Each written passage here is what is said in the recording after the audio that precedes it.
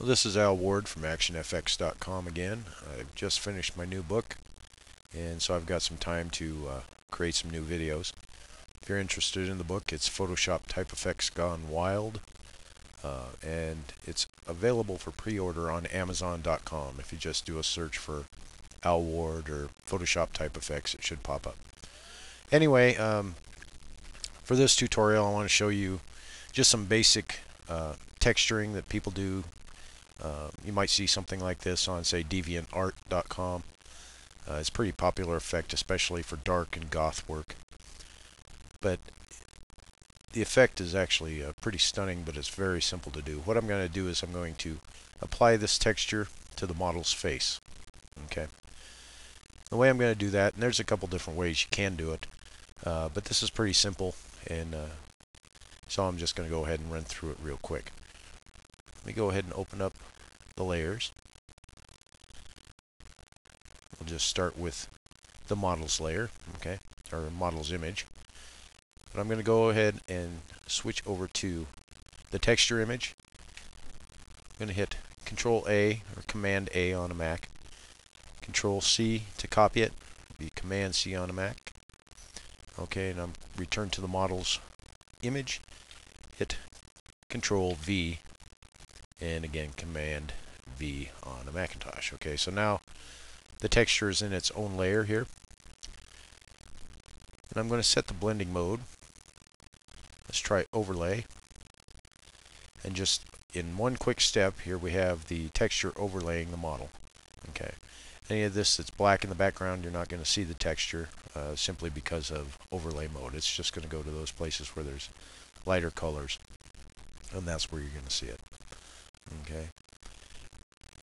We can enhance this a little bit. As you notice, when you go to overlay mode, it really brightens up the image. It's going to change the color a little bit, but that's okay for this type of work. But now it's simply a matter of tweaking layers and colors and adjustments to get the tone that you're looking for out of the image. I'm going to go ahead and duplicate the texture layer again. As you can see, it really bumps up the contrast on this. Okay. This time I'm going to change the blend mode to soft light. Okay. All it did was add a little bit more of the texture color, a little bit more of the actual texture, without changing too much in tonal quality. Okay. I'm going to duplicate the background layer now.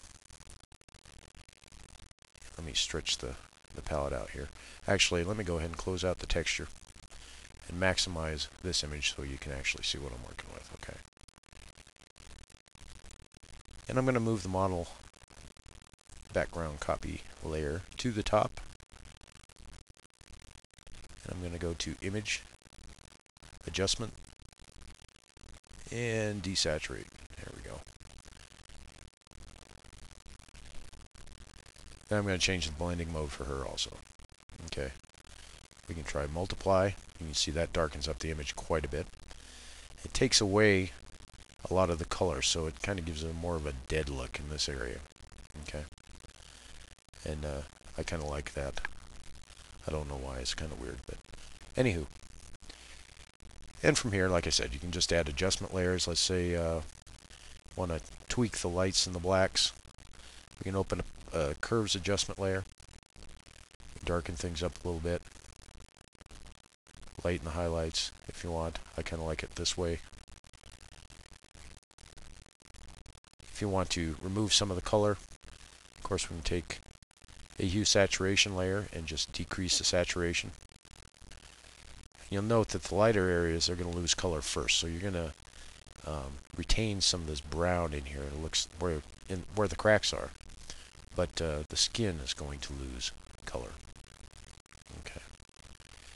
I think that's about all I can do with this one for right now. I just wanted to show you that. It's very simple. And you get some pretty stunning effects by just applying textures to human skin. Again, this is Al from ActionFX.com, and I hope you enjoy it, and I'll talk to you soon.